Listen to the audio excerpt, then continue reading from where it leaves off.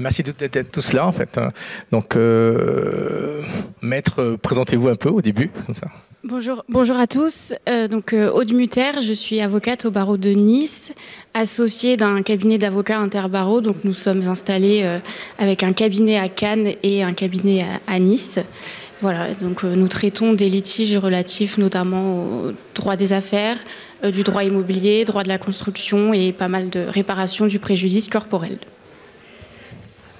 Donc, pour ma part, je suis Yves-Marie Lebé, je suis docteur en intelligence artificielle et j'enseigne à l'Université de Nice, à l'EDEC aussi, je fais des conférences et puis je fais du consulting en entreprise aussi. Voilà.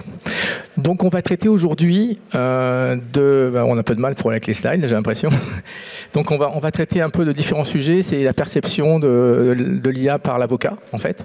On va un peu voir quelles sont les technologies qu'on peut utiliser, le day-to-day sur l'avocat, comment il utilise l'IA en fait.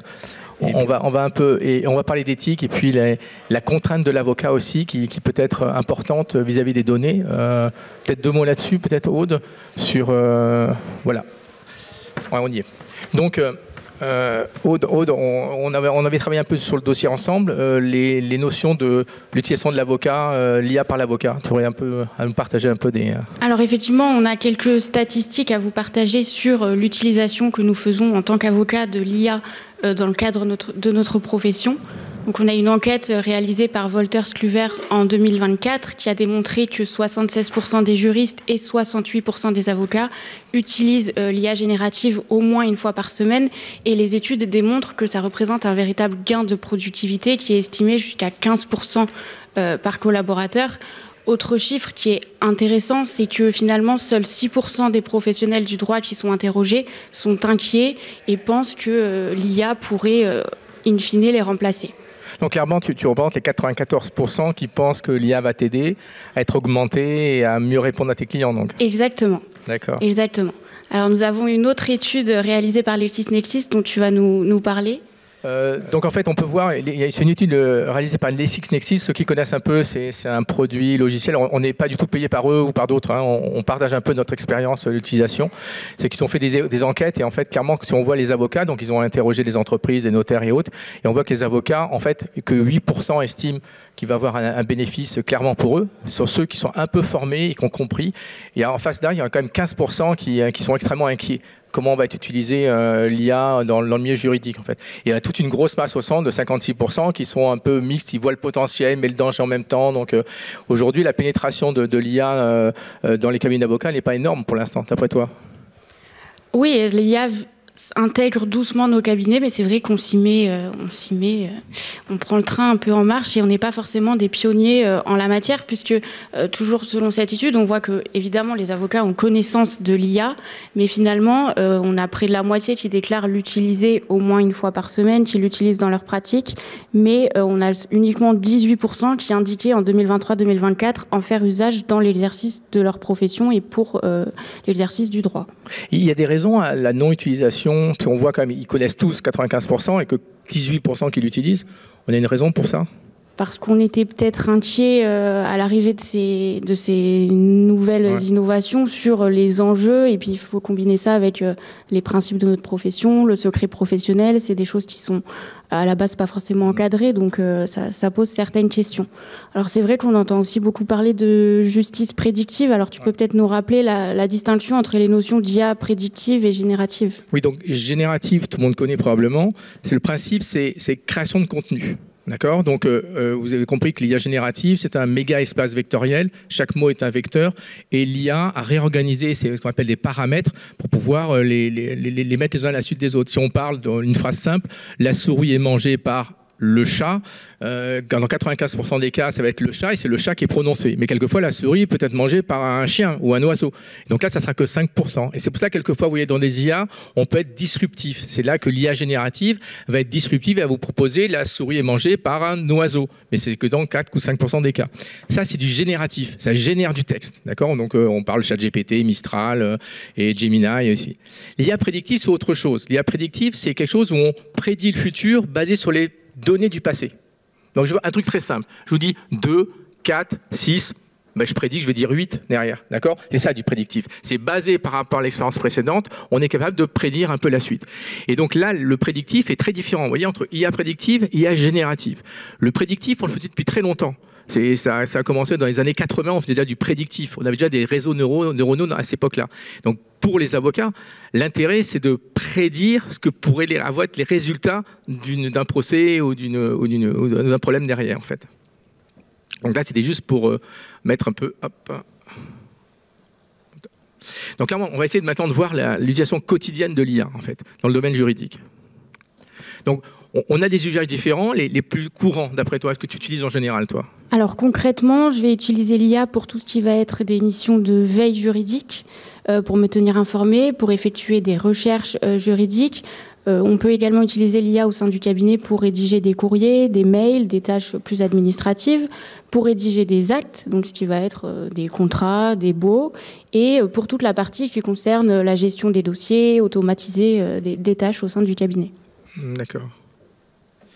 Et les avantages que tu as pu retirer, toi, de cette expérience, hein, pour un avocat, hein, pas pour le grand public, mais pour l'avocat? Alors concrètement, pour l'avocat, c'est un gain de temps considérable pour effectuer des tâches chronophages et répétitives sur lesquelles finalement nous n'avons que peu de valeur ajoutée, qui représentent également du temps de travail pas toujours facturable à nos clients.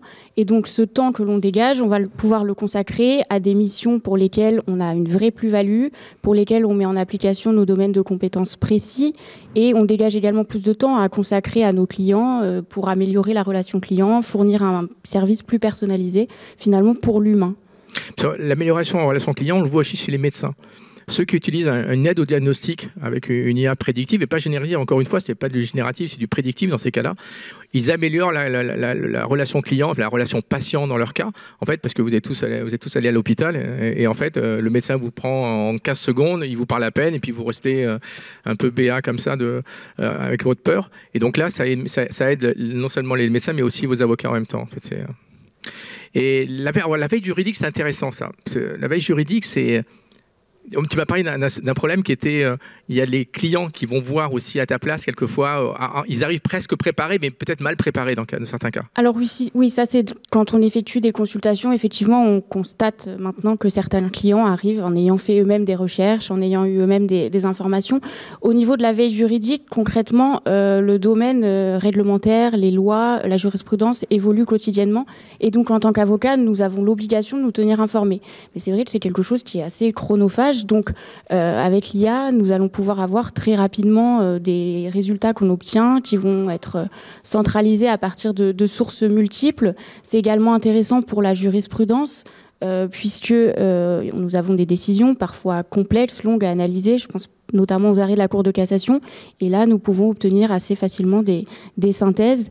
Donc, c'est également un gain de temps sur ce point. Donc nous utilisons des outils tels que Doctrine ou encore GeniAL qui est développé par Dallos sur lesquels nous reviendrons. On va revenir un peu, on a fait un petit tableau comparatif à ce moment-là. Et dans la recherche juridique, donc j'ai appris quelque chose, c'est qu'il y a la veille, pour moi, j'en fais de la veille technologique parce que ça évolue extrêmement vite en IA. Et donc je ne savais pas qu'il y avait une veille technologique et une recherche juridique que vous deviez faire vous aussi de votre côté en fait. Oui, alors on effectue des recherches juridiques lorsque une problématique précise va venir se poser, il va falloir aller approfondir. Et donc là, concrètement, on faisait nos recherches peut-être manuellement. Et avec l'intelligence artificielle générative, on va pouvoir en quelques minutes avoir une première analyse de la problématique, des éléments de réponse. On va identifier des textes de loi potentiellement applicables que nous allons aller consulter. Idem pour la jurisprudence. Et puis, c'est également un outil qu'on va pouvoir utiliser pour préparer notre argumentaire qu'on développera ensuite, alors soit dans le cadre de conclusions écrites, soit dans le cadre d'une plaidoirie. Et donc là, tu avais noté LexisAI encore, Ordali, qui étaient des produits... Si on parle un peu des abonnements, tu as une idée un peu des prix ça varie? Alors les prix des abonnements varient, mais c'est vrai que ça représente un certain coût pour les cabinets. On arrive sur plusieurs milliers d'euros par an pour avoir des solutions et c'est vrai que l'idéal pour nous, c'est de pouvoir les cumuler. Après, c'est vrai qu'aujourd'hui, alors il y a des accords très médiatisés qui ont été passés par le barreau de Paris, notamment avec Doctrine ou Ordali. Au plan local, le barreau de Nice, comme le barreau de Grasse, fournit un accès à l'Exbase qui développe un moteur de recherche basé sur l'intelligence artificielle. Donc, on essaye vraiment de mutualiser au sein de la profession ces solutions pour réduire les coûts. Et pour la rédaction d'actes aussi, c'est intéressant pour vous, vous arrivez à sous-traiter un peu votre travail? Alors l'intelligence artificielle générative est très intéressante en matière de rédaction d'actes, puisque en quelques minutes, nous pouvons rédiger et générer un modèle d'acte comprenant toutes les clauses classiques sur lesquelles finalement nous n'avons que peu à intervenir. Et donc l'avocat va pouvoir se consacrer à la rédaction de clauses plus complexes sur les points stratégiques du dossier. Donc c'est une véritable assistance. Mais il faut être particulièrement vigilant parce que nous constatons que l'intelligence artificielle générative n'anticipe pas toujours les conséquences juridiques au cours de la vie du contrat, à son terme, voire nous donne des conseils qui ne sont pas forcément ceux qu'on donnerait à nos clients. Sur les baux commerciaux, tu m'avais parlé de ça en fait. Oui, on a un exemple concret en matière de rédaction d'un bail commercial. Alors déjà, petite précision intéressante, c'est typiquement le genre de choses pour lequel nos clients nous consultaient classiquement et on commence à voir que certains de nos clients, en ayant accès à l'IA, vont eux-mêmes générer leur contrat. Mais il est clair qu'à l'avenir, il peut y avoir des conséquences si tous les aspects stratégiques et juridiques ne sont pas bien anticipés. Donc, exemple concret, si on sollicite ChatGPT pour la rédaction d'un bail commercial, cette IA va nous suggérer de prévoir une durée du bail supérieure à 9 ans. 9 ans, c'est la durée minimale légale qui est prévue en la matière, mais on peut parfaitement y déroger, mais ce n'est pas sans conséquence. Alors ChatGPT nous indique que ça va garantir au preneur, donc au locataire, une plus grande stabilité pour développer son activité commerciale, sans craindre un renouvellement ou un congé du bailleur, ce qui n'est pas faux, mais la conséquence, c'est qu'au moment du renouvellement du bail, le loyer sera automatiquement déplafonné. Ça veut dire que le locataire va s'exposer à une révision qui peut être assez importante de son loyer, à la hausse ou à la baisse. Mais si on prend l'exemple de la ville de Cannes, on a certains secteurs géographiques où, sur une dizaine d'années, les loyers vont considérablement augmenter. Donc on voit bien que l'avocat conserve un rôle fondamental, bien que l'IA soit une aide, il faut rester vigilant et nous avons un vrai rôle auprès de nos clients pour continuer à les avertir sur ce point. Clairement, d'où l'avocat augmenté avec ce genre d'informations. La gestion des dossiers, on y reviendra un peu tout à l'heure aussi, mais tu t'en sers pour gérer le cabinet en même temps Alors nous sommes soumis à des délais de procédure assez stricts, donc pour toute cette partie-là, ça va être très intéressant de pouvoir automatiser des rappels de délai pour sortir tel ou tel dossier dans quelques mois. Également pour la gestion de l'agenda, pour la gestion de la masse de documents que nous avons à traiter, puisqu'on a des dossiers avec un nombre de pièces considérable, donc là aussi c'est très intéressant. Il faut savoir que la plupart des cabinets d'avocats utilisent des logiciels de gestion. Donc nous utilisons le logiciel Cleos qui est développé par Wolters Kluwer. Et donc on peut déjà automatiser certaines de ces tâches, mais il est évident qu'à l'avenir, ces logiciels vont intégrer l'intelligence artificielle générative et que là, ça va être un gain de temps et une modification de notre façon de travailler considérable. Justement, c'est là où va intervenir. Vous êtes justement entendu parler des agents IA.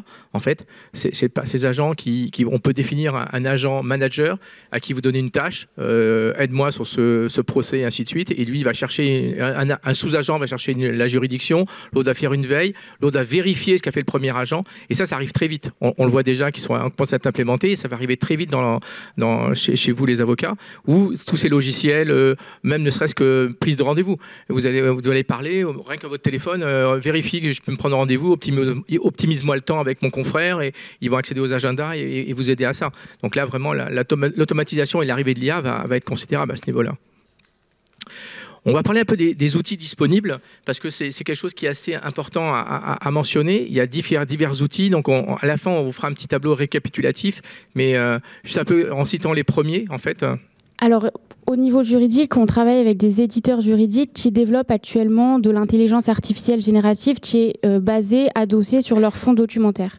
Donc, c'est des fonds documentaires qu'on utilisait, nous, classiquement, jusqu'à présent, pour effectuer des recherches. Donc, c'est intéressant puisque ça nous garantit des sources fiables.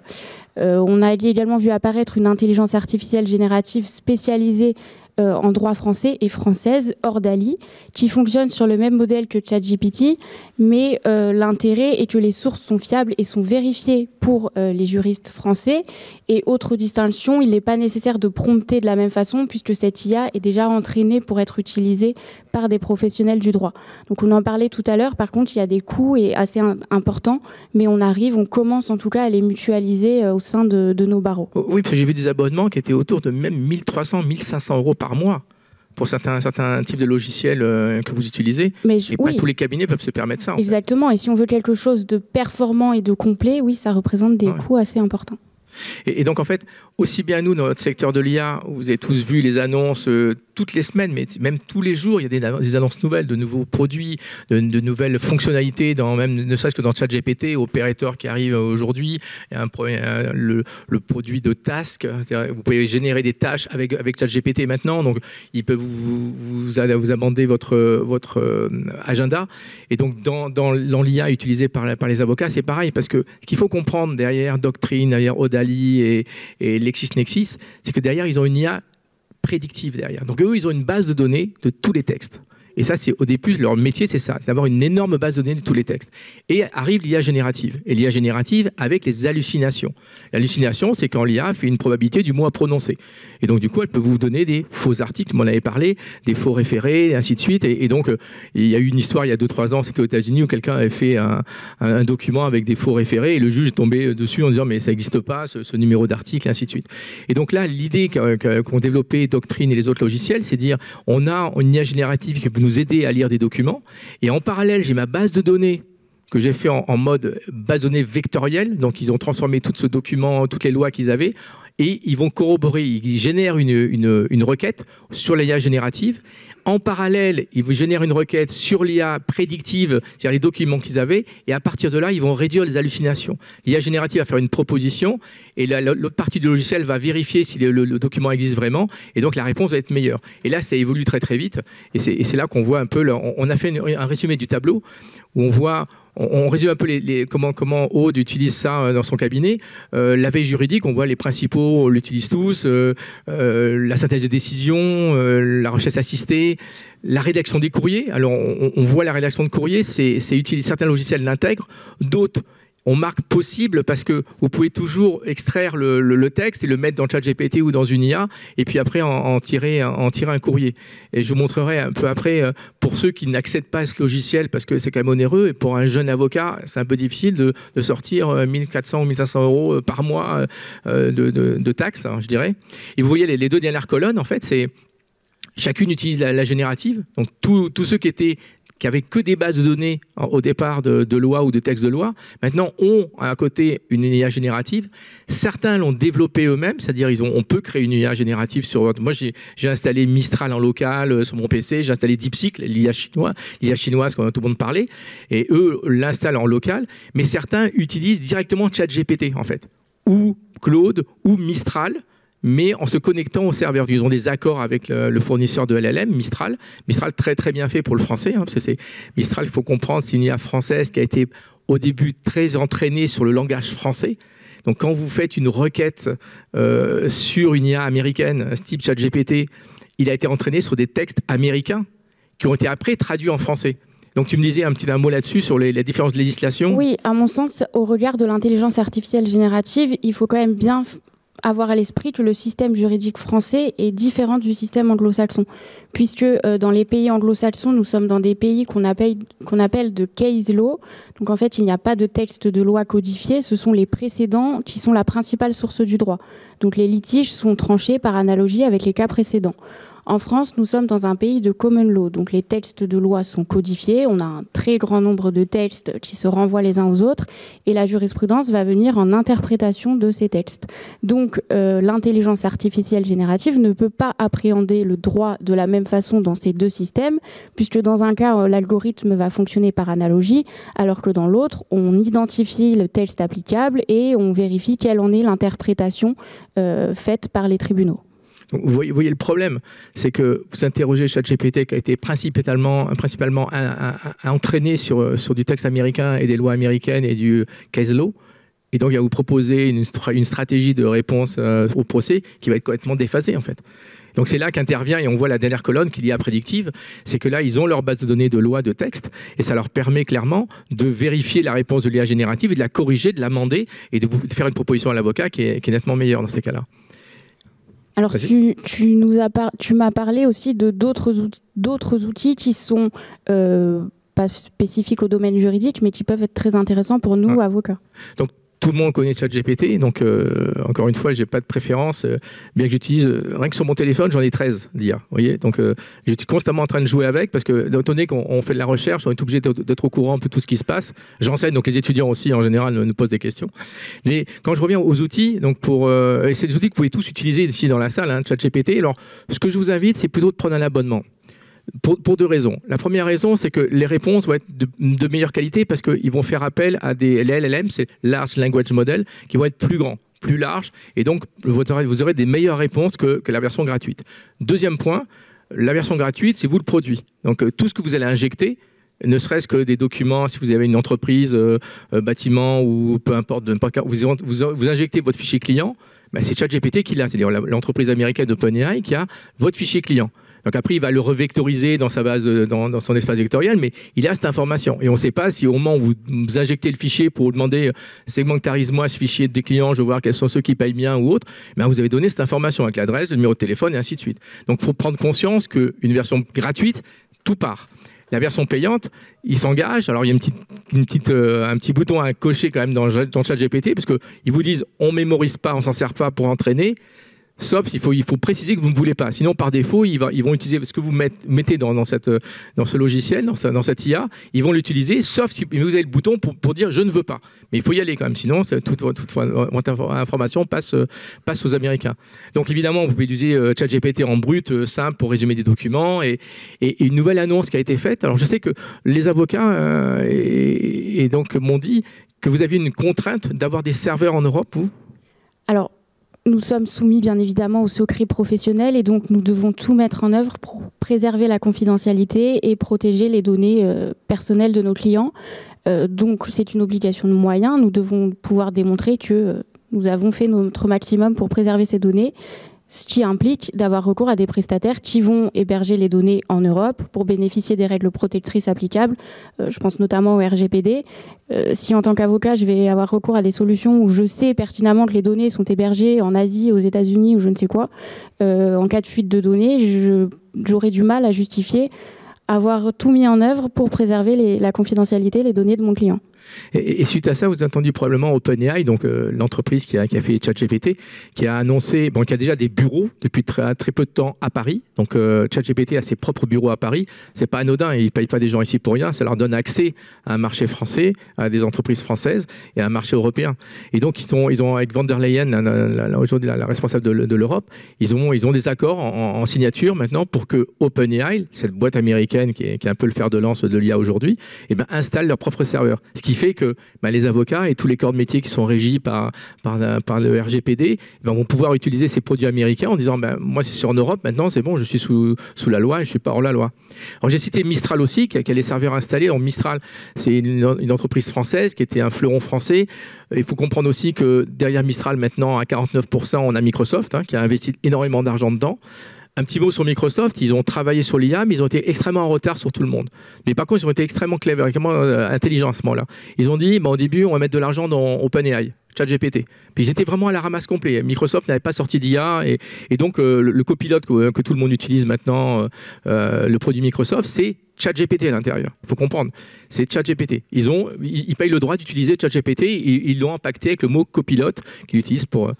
Et Mistral, comme ils ont vu que c'était un fleuron qui était vraiment efficace, et je vous invite vraiment à aller sur Mistral parce que ils ont une qualité d'écriture qui est largement équivalent à ChatGPT.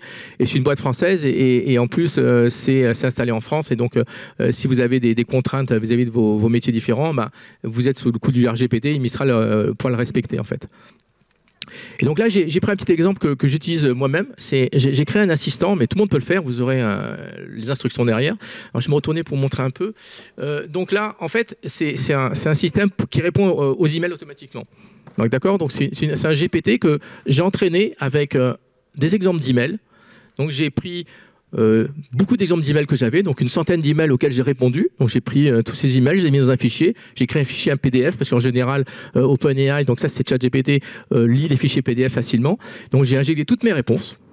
Ça, c'est en français. Ça donne un style. Donc, il apprend mon style d'écriture. Et ensuite, s'il parle en anglais, alors moi, j'ai une thèse que j'ai passée il y a quelques années, pas très longtemps, c'est il y a 3-4 ans. C'est des 300 pages en anglais. Donc là, j'injecte 300 pages de ma thèse en anglais. Il s'approprie mon style d'écriture. Donc, si je reçois un email en anglais, il répond avec mes mots et ma syntaxe. Clairement, je parle pas anglais comme un Américain, donc je fais souvent des phrases courtes, ce qui est plus simple. Je suis souvent en bullet point. J'aime bien que ça soit clair et autres. Donc, il a ce style d'écriture. Donc, quand il va répondre à ma place, il va me proposer un format de réponse en anglais, très bullet point, très orienté, to the point. Et puis, j'ai une bio, et puis mes posts LinkedIn aussi, parce que quand j'écris sur LinkedIn, j'écris soit en anglais, soit en français. Ça me permet de l'entraîner à mon écriture. Et donc là, on a des instructions. Et donc, je lui explique comment faire, en fait. Donc là, je vais vous montrer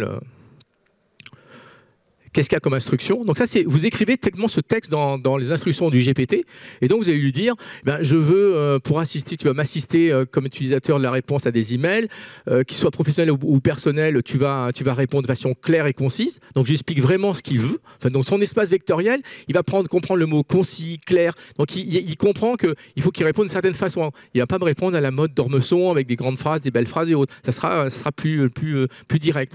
Il doit aussi donner une priorité à mes emails, en fait. Et donc, du coup, c'est savoir si les emails, il faut identifier lui-même les emails et savoir si c'est important de répondre rapidement ou pas rapidement. Et donc, je lui donne un mode de fonctionnement. Donc, je lui demande, le GPT, vous allez l'actionner. Et puis, donc, vous copiez votre email de votre messagerie. Et puis, donc, vous demandez qu'il analyse l'email. Donc, lui, c'est les étapes. C'est comme un petit programme. Donc, c'est un langage naturel, mais c'est comme un petit programme qui va tourner. Donc, il va analyser l'email, faire un résumé pour vous, pour dire comme ça, je n'ai pas à me lire les 3-4 pages de l'email. Et puis, évaluer le niveau d'urgence en me disant, là, il faut répondre rapidement. Donc, de toute façon, il vous propose une réponse, mais il vous met un petit flag en disant, de 1 à 10, urgent ou pas urgent, parce que dans mon cas, je reçois beaucoup d'emails d'étudiants, de boulot et autres. Et puis après, il me propose une réponse. Et la réponse, il va prendre, si par hasard il n'est pas au courant de mon site, donc là je lui rappelle qu'il faut qu'il aille dans cette base de connaissances. Je rappelle le fichier dont je vous ai parlé, qui était exemple d'email type YMLB. En fait, c'est toute ma façon d'écrire, c'est une centaine d'emails que j'ai mis dans ce fichier-là. Donc vous en avez plein d'emails, vous ouvrez votre messagerie, vous copiez tout, et vous sélectionnez ceux qui ont un rapport avec votre métier, et pas ceux que vous avez répondu à votre mère ou à votre grand-père. Et ça permet à l'IA directement de vous faire des propositions. Donc moi, aujourd'hui, j'ai pas mal d'emails qui viennent des étudiants, qui me proposent, alors un étudiant, c'est soit une question de cours, soit un délai pour pas vous rendre le devoir. J'ai quelque chose qui m'arrive et autres.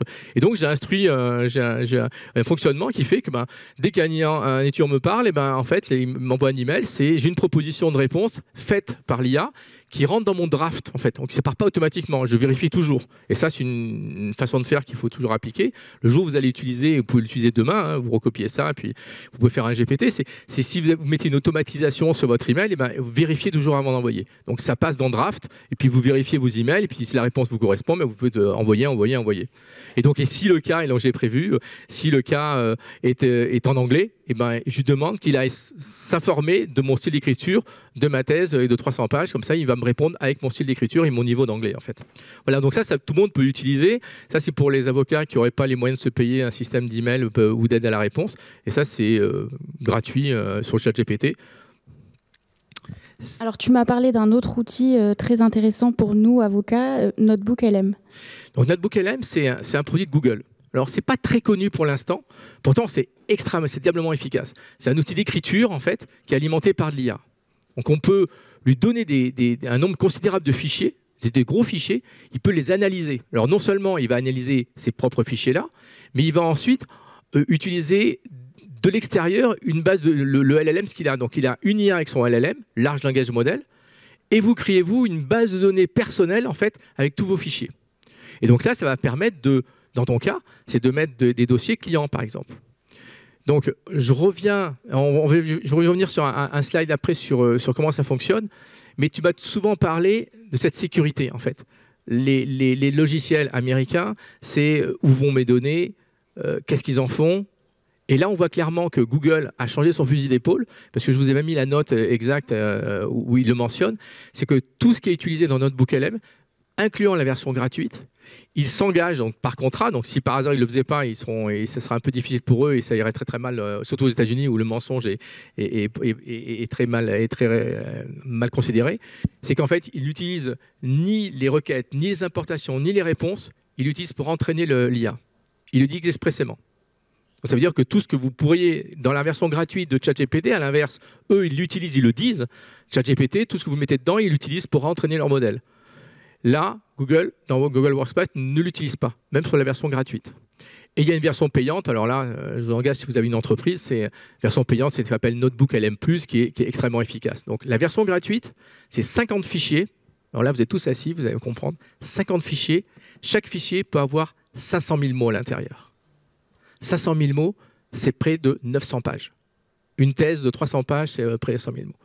Donc imaginez, vous pouvez gratuitement rentrer 50 documents de 900 000 pages. C'est monstrueux quand même. 900 pages, pardon, 900 pages, excusez-moi. Mais c'est dément. Donc ça, c'est un produit gratuit que vous pouvez utiliser. Donc imaginez pour un avocat, dans ton cas, et c'est intéressant de voir cette façon de faire, voilà comment ça se présente, Notebook LM. Donc là, vous verrez, donc, vous connectez dessus, et là, vous pouvez créer votre propre notebook.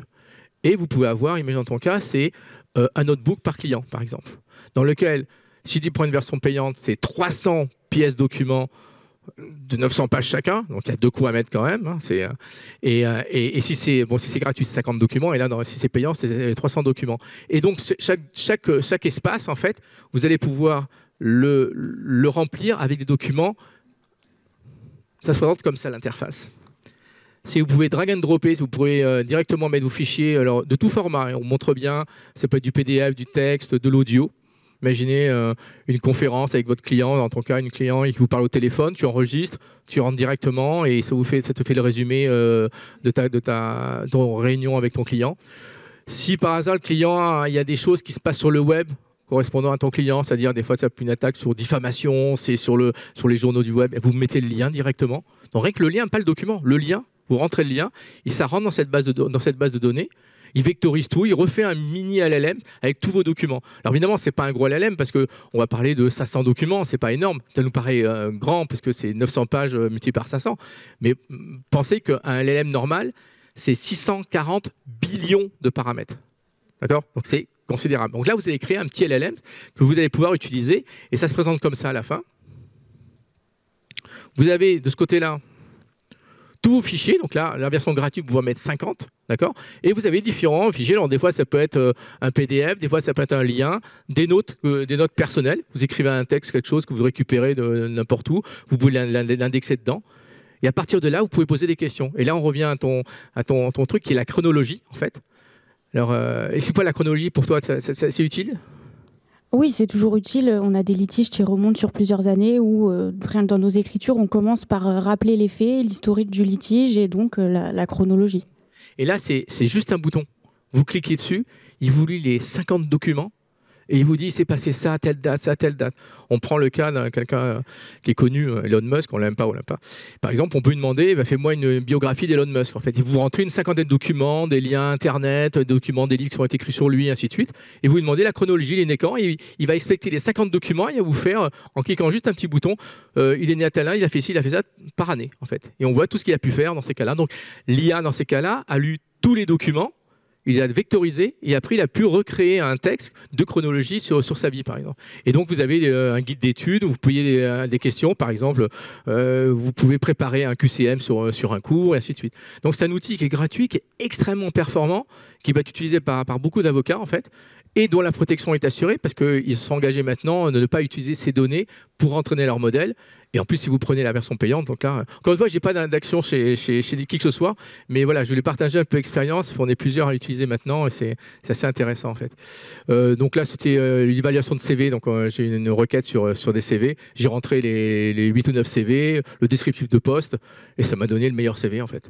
Et donc les gens pour qui j'ai fait ça, mais j'étais éberlué, ils ont passé du temps à lire leur CV. Là, ils pouvaient demander d'avoir un tableau qui récapitule tout ce qui a été le mode de pensée de l'IA en fait.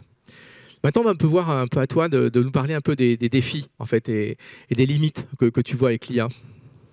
Les limites actuellement au quotidien, c'est que nous constatons quand même des erreurs sur l'interprétation d'un texte de loi, sur l'interprétation d'une jurisprudence, voire des hallucinations avec l'IA qui va venir nous générer une jurisprudence qui n'existe tout simplement pas.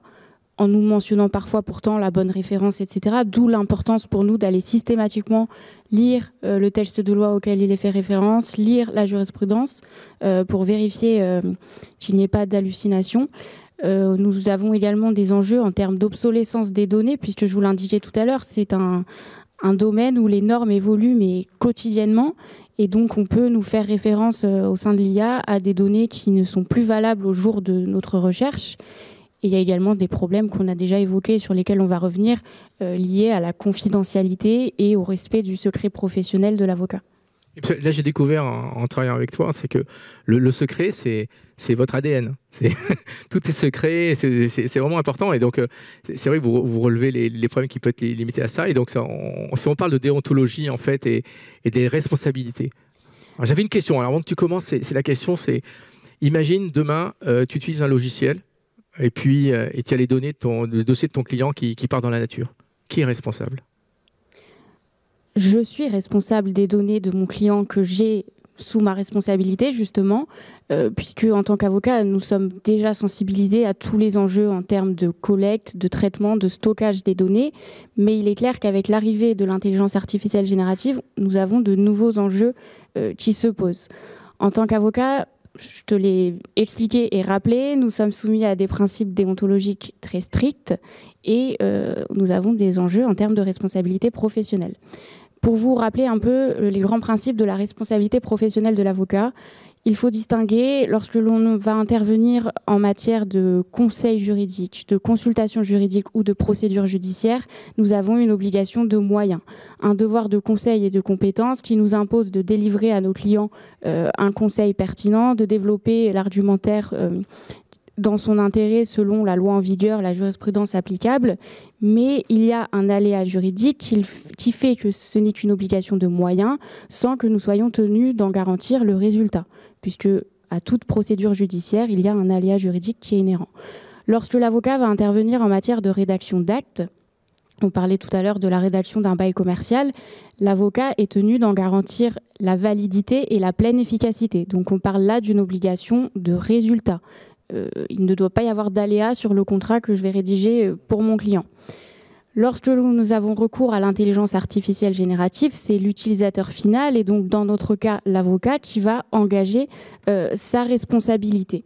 Donc on a de véritables enjeux qui se posent et c'est pour ça que je t'ai rappelé à plusieurs reprises que nous devons être très vigilants dans l'usage que nous pouvons en faire, en vérifiant et en allant, en repassant systématiquement derrière l'IA. Ouais, c'est pour ça qu'on voit très bien les logiciels professionnalisés et spécifiques pour avocats. Vous vous rappelez, je vous ai dit, ils ont l'IA générative, ils ont l'IA prédictive à côté avec leur base de données. C'est ça qui va réduire les biais, en fait.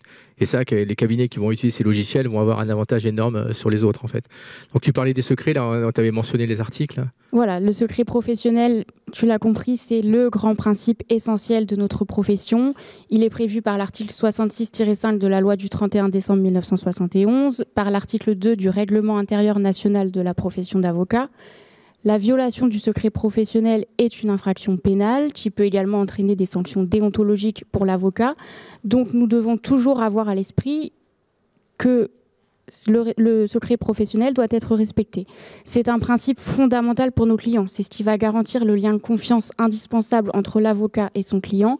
Et donc le secret professionnel est général, absolu, d'ordre public et il est illimité dans le temps.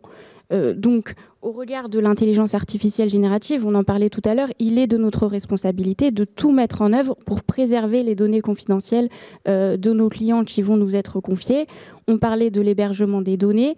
Effectivement, nous devons avoir recours à des solutions qui vont garantir un hébergement des données au sein de l'Union européenne pour bénéficier des dispositions protectrices applicables.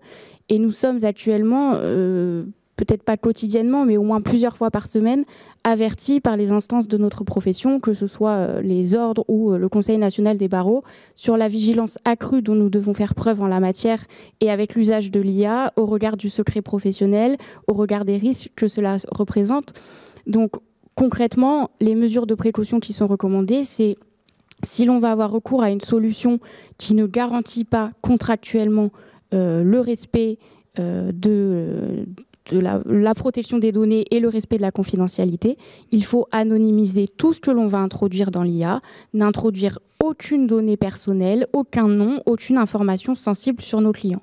Donc à l'avenir, il est clair que pour faire un usage performant de l'IA par les avocats, nous avons tout intérêt à contracter, à passer des contrats avec des prestataires qui vont nous garantir cette confidentialité, cette sécurité et nous protéger en termes de responsabilité. On va aborder un peu le sujet qui est un peu épineux, c'est justice prédictive. En France, on n'est pas très développé. J'ai parlé avec quelques juges qui sont vraiment en retard là-dessus. Mais en Angleterre, par exemple, il y a l'Offender Assessment System. C'est utilisé pour évaluer les risques de récidive. Donc déjà, dans d'autres pays, et je pense que ça va arriver en France rapidement, c'est vous libérez quelqu'un et vous essayez d'évaluer son risque. En fait. Donc là, on est dans du prédictif. Vous vous rappelez, c'est basé sur l'historique. On va anticiper le futur, en fait. Et puis, il y a aussi l'autre système, le Harm Assessment Risk Tool. Ça, c'est la police qui a développé ça en Angleterre. Et donc, ils calculent une prédiction de la probabilité qu'ils commettent une nouvelle infraction. Et ça, c'est des systèmes qui commencent à être en place chez les anglo-saxons, pas encore chez nous, en fait. C'est un peu difficile pour nous. Et comment tu vois cette justice prédictive de ton côté? Alors, il est vrai que concrètement, nous n'avons pas de justice prédictive actuellement en France. Elle n'est pas appliquée au sein des tribunaux, notamment parce qu'il y a un manque de moyens importants de l'institution judiciaire pour le mettre en œuvre. Mais c'est quelque chose qui va arriver, même si ce n'est pas utilisé par les tribunaux. Effectivement, on va pouvoir prédire l'orientation d'une décision judiciaire. Donc ça va modifier l'exercice de notre profession. Alors ça pose quelques inquiétudes au regard de l'aléa judiciaire dont je vous parlais tout à l'heure. Est-ce que l'on s'oriente vers une justice qui va devenir barémisée, voire déshumanisée, mais ça va également nous permettre d'anticiper les décisions. On s'oriente probablement vers une déjudiciarisation. On a déjà actuellement un développement et une politique qui nous tend à développer les modes alternatifs de règlement des litiges. Il est clair qu'à l'avenir, si on peut anticiper une décision judiciaire, on aura tout intérêt à se mettre autour d'une table et à trouver un accord amiable entre les parties plutôt que d'introduire une procédure. Donc c'est des choses qui arrivent. Concrètement, la première question que va poser un client qui va venir consulter un avocat, c'est: est-ce que je peux gagner ou non? Voilà, quelles sont les chances de succès de ma procédure? Aujourd'hui, je vous l'ai répété, on a un aléa judiciaire, mais il est évident qu'à l'avenir, nous allons être en mesure d'indiquer à nos clients, de donner à nos clients des statistiques concrètes. Et donc, on peut imaginer qu'on ait, en tant qu'avocat, une véritable obligation d'avertir nos clients sur les chances de succès ou plutôt les risques d'échec d'une procédure et qu'on puisse voir notre responsabilité engagée. Je vous disais qu'on a en la matière une obligation de moyens. On peut imaginer que cette obligation de moyens glisse doucement vers une obligation de résultat, puisqu'on sera de plus en plus à même de déterminer de manière de plus en plus précise le pourcentage d'échec ou de réussite d'une procédure. Vous avez compris donc que les LLM qui sont fabriqués par des pays différents ont un entraînement différent. Là, je vous prends un exemple. C'est pourquoi on a besoin justement d'avoir des LLMs par pays. Vous prenez le mot liberté. Le mot liberté aux États-Unis, et là maintenant on en a pas mal d'exemples, c'est liberté d'entreprendre, de faire ce qu'on veut, pas de règles, pas de réglementation. Ça, c'est le mot liberté américain. On aime ou on n'aime pas, mais c'est leur façon de penser.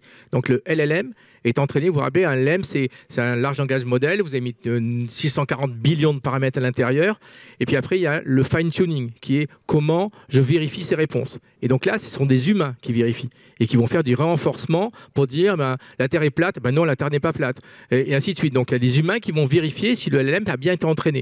Et donc les Américains, quand ils vont arriver au mot liberté, ça va être liberté d'entreprendre, la liberté de dire ce que je veux, pas de censure, ainsi de suite. Puis si on prend un LLM en France, la juridiction française, c'est un peu différent. Vous vous rappelez, je ne sais plus si c'est Montesquieu ou Rousseau qui avait dit ma liberté s'arrête où commence celle des autres. Donc c'est un peu différent en France. Donc la justice est aussi différente. On a vu le case law, et donc il faut absolument qu'on ait des LLM différents. Et si vous avez demandé poser le mot liberté en Chine, alors là c'est encore très différent. C'est l'application des règles, on suit le gouvernement et là on vit tous en liberté. Vous voyez, c'est très différent. Si vous prenez DeepSeek, vous posez des questions sur ce qui s'est passé à Tiananmen ou autre, vous n'aurez pas de réponse. Et ils disent non, c'est pas intéressant, je parlais d'autre chose. Mais voilà, donc si on utilise des LLMs venant de Chine ou étant des États-Unis pour nous faire de la justice prédictive, on est vraiment mal parti. Donc c'est pour ça qu'on prône l'utilisation des LLM en France français. Et en tant qu'avocat, on a un rôle de défenseur des droits fondamentaux, des principes essentiels de notre démocratie, le respect des droits de la défense, le principe du procès équitable. Et ce rôle va s'accentuer, il va falloir être très vigilant avec l'arrivée des algorithmes au sein de la justice. Un algorithme biaisé peut nous conduire à obtenir des décisions qui vont être peut-être arbitraires ou ne pas être équitables. Donc on va venir, on finit un peu par l'éthique, en fait, l'avenir de l'avocat, en fait. Comment tu vois l'avenir? Moi, j'ai mon idée que l'avocat, pour moi, ça va être un avocat augmenté, et c'est les cabinets qui vont utiliser ces IA prédictives et génératives vont aider. Mais toi, ta vision, c'est quoi? C'est vrai qu'on entend parfois dire que la profession d'avocat est amenée à disparaître. Alors, on a vu en introduction que finalement, les statistiques démentent un peu cette affirmation. À mon sens, le métier d'avocat n'est pas voué à disparaître, bien au contraire, comme tu l'indiques. L'avocat qui se saisit et qui intègre dès aujourd'hui l'intelligence artificielle générative dans l'exercice de sa profession va devenir un avocat augmenté, plus compétent, plus performant, plus productif. Donc, pas d'inquiétude de ce côté-là. En revanche, il est certain qu'en tant qu'avocat, nous devons dès à présent développer nos compétences dans le domaine technologique, sur lesquelles on a parfois quelques lacunes, notre expertise en matière de cybersécurité.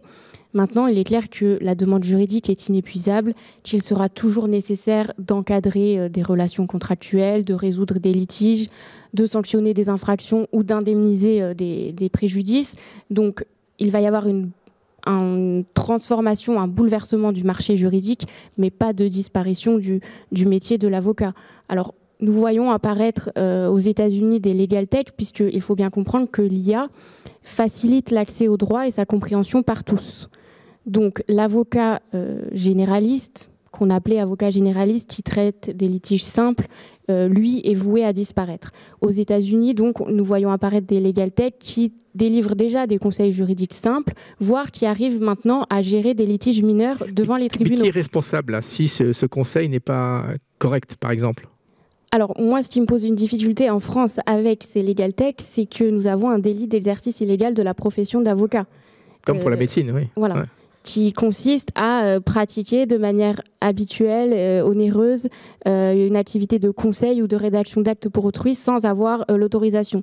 Donc aujourd'hui, en France, il va falloir encadrer juridiquement l'arrivée potentielle de telle legal tech, puisque dans notre système juridique actuel, une IA ne peut pas engager une procédure pour le compte d'un client.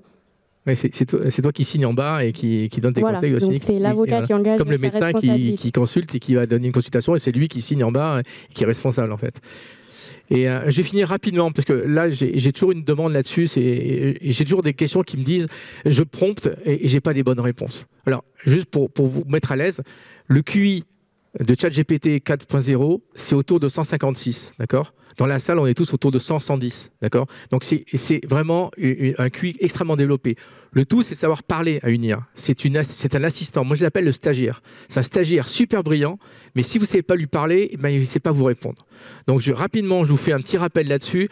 On parle du rôle, en fait. Donc toujours donner un rôle. Vous donnez un rôle d'écrivain, un rôle d'avocat, un rôle de journaliste, d'ingénieur. D'abord, c'est le rôle. Ensuite, la tâche. La tâche des verbes actifs. Ne lui dites pas, s'il te plaît, peux-tu m'écrire? C'est écrit. C'est pas la peine de faire des fioritures, ça alourdit votre prompt pour rien. Et donc c'est écrit, suggère, brainstorm, ça c'est les verbes actifs. Et là vous demandez ce que vous voulez, l'argumentation, le format, d'accord? Si vous voulez un fichier Word, PDF, un résumé, un tableau, d'accord? Évidemment les restrictions, un ton, vous voulez quoi comme ton? Un ton professionnel, un poème, mais il faut lui dire, prends le ton de Dormesson, prends le ton de Shakespeare, prends le ton de tel homme politique, ainsi de suite. Et puis je veux un nombre de mots pour le texte, je veux des phrases longues, des phrases courtes. Vous voyez, c'est là où vous allez la contrainte, ce qu'on appelle. Et ça, c'est la partie la plus importante, c'est le contexte. Si vous ne mettez pas de contexte, eh bien, vous aurez des réponses très banales. Et vous allez me dire, c'est une IA, elle n'est pas terrible. Vous pouvez injecter des fichiers énormes pour qu'elle ait un contexte. Dans le cas du juridique, c'est à injecter de la jurisprudence et ainsi de suite, si vous êtes des avocats ou vous voulez vous renseigner là-dessus. Donc le contexte est très important. Essayez d'appliquer ça et vous aurez sûrement des meilleures réponses. Voilà, on en conclut là-dessus et c'est la fin de notre présentation.